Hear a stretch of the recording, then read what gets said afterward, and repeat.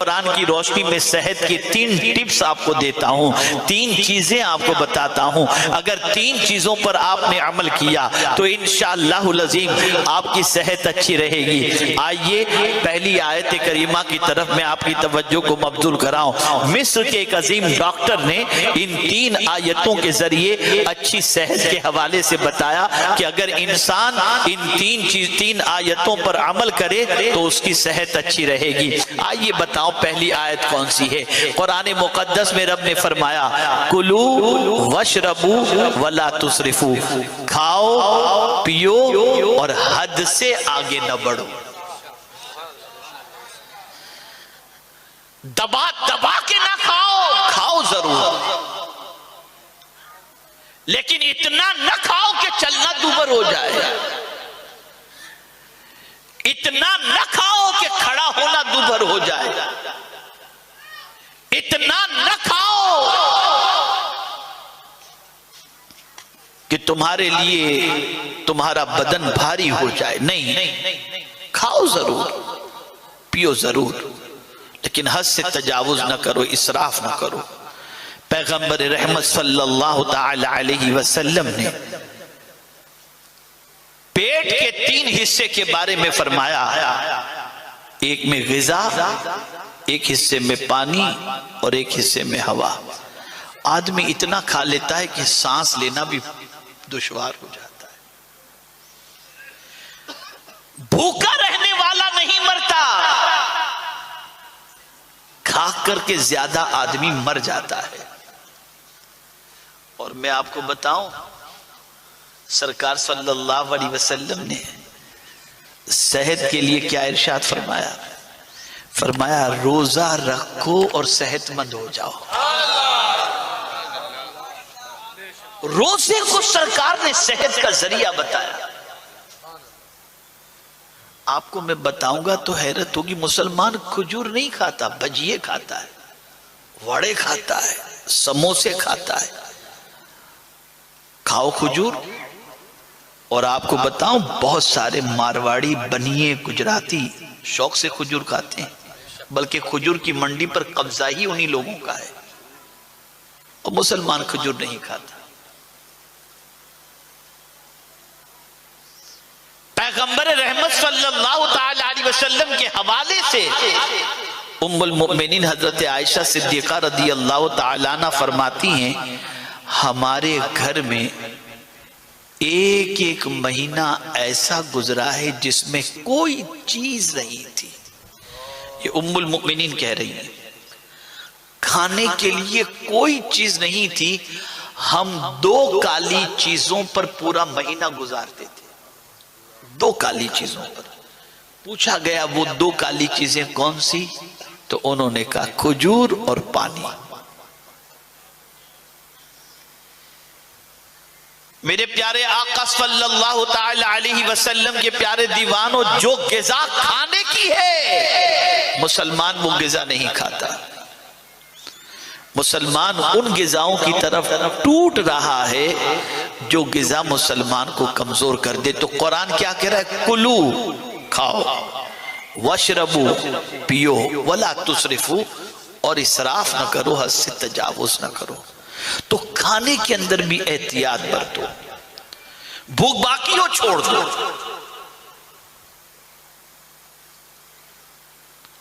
और वो ग़िज़ा जो तुम्हें बिस्तर पर ले जाकर के सुला दे, ऐसी ग़िज़ाओं से परहेज करो। तो पहली चीज तो ये हो गई। दूसरी चीज सेहत के लिए कुरान की आयत में रब ने फरमाया वजअलना मिनल माइ कुल्ल शैइन हय्य, और हमने हर चीज की जिंदगी पानी से बनाई है। पानी का कसरत से इस्तेमाल करो, पानी खूब पियो,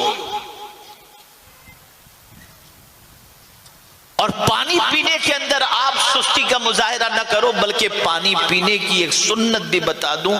मैंने जिंदगी में इस सुन्नत पर अमल करते हुए मदीने के एक बुजुर्ग को देखा था। पानी इस तरह पीना कि उसका जायका हम ले, जैसे चूस के पीते हैं, इस तरह पीना। ये हुजूर की सुन्नत मुबारक है। मदीने शरीफ में शेख ज़करिया नक्शबंदी रहमतुल्लाह ताला अलैह बड़े आशिक रसूल थे। मैंने उनको पानी पीते इस तरीके से देखा है। तो पानी पियो। फिर हुजूर सल्लल्लाहु अलैहि वसल्लम ने पीने का तरीका बताया, 3 सांस में पियो। फिर यह भी बताया कि खड़े होकर के न पियो, बैठ करके पियो। और फिर यह भी करम फरमाया कि बिन देखे न पियो, देख करके पियो, कि कहीं कोई जरासीम तुम्हारे। अब देखिए ना, अब सब साइंस कह रही है, साइंस यही तो कह रही खाने से पहले हाथ धो के पोंछना नहीं। भाई क्यों? कहा कहीं ऐसा ना हो कि कोई बैक्टीरिया लग जाए और खाने के साथ अंदर उतर जाए। बार बार हाथ धो, बार बार हाथ धो। तुम आज कह रहे हो 1400 साल पहले मेरे नबी ने बता दिया था। पानी बहुत ताकतवर चीज है।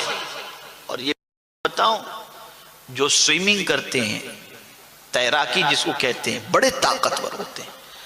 पानी में कुदरत ने बड़ी ताकत रखी है। एक इंसान पानी के कतरे ही से पैदा होता है और हर चीज की जिंदगी के लिए पानी जरूरी है।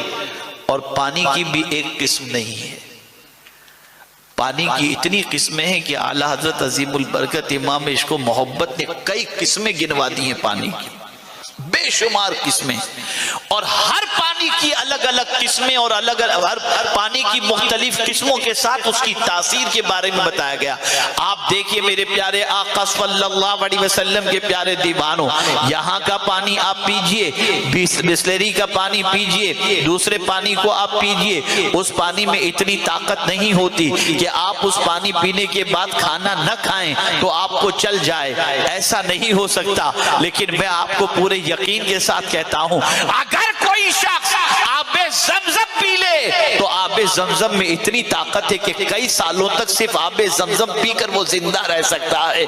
इसलिए कि अल्लाह ने आबे ज़मज़म में खुराक की ताकत भी रखी है और प्यास बुझाने के साथ साथ बदन की जरूरत को पूरी करने की ताकत भी अल्लाह ने रखी है। तो पानी भी सिमिलर नहीं है, पानी की किस्में हैं। पानी पियो, खूब पियो, अच्छी तरीके से पियो, 3 सांस में पियो, बैठ करके पियो। अब बैठकर पानी पीने का फायदा क्या है? फरमाया गया अगर कोई शख्स बैठकर पानी पिए और सीधे हाथ से पानी पिए तो हार्ट अटैक से बच जाएगा। ये है पानी। और उसमें भी पानियों के अंदर बरकत वाला पानी कौन सा है, ये भी आप देखिए। तो कुरान ने फरमाया वअंज़लना मिनस समाई माअम मुबारका, आसमान से जो हम पानी नाजिल करते हैं वो पानी बरकत वाला पानी, बरकत वाला पानी। पानी जहां पीना उसकी फजीलत है, वहीं पानी पिलाने की भी फजीलत है।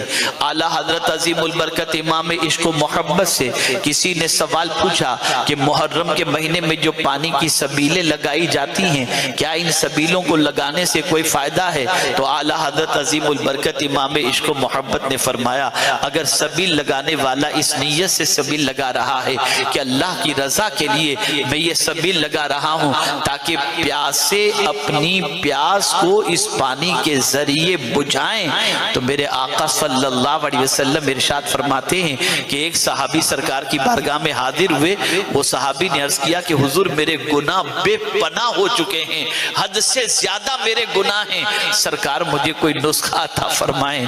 आका करीम सल्लल्लाहु अलैहि वसल्लम ने इरशाद फरमाया प्यासों को पानी पिलाओ, तुम्हारे गुनाह मिट जाया करेंगे, गुनाह झड़ जाया करेंगे।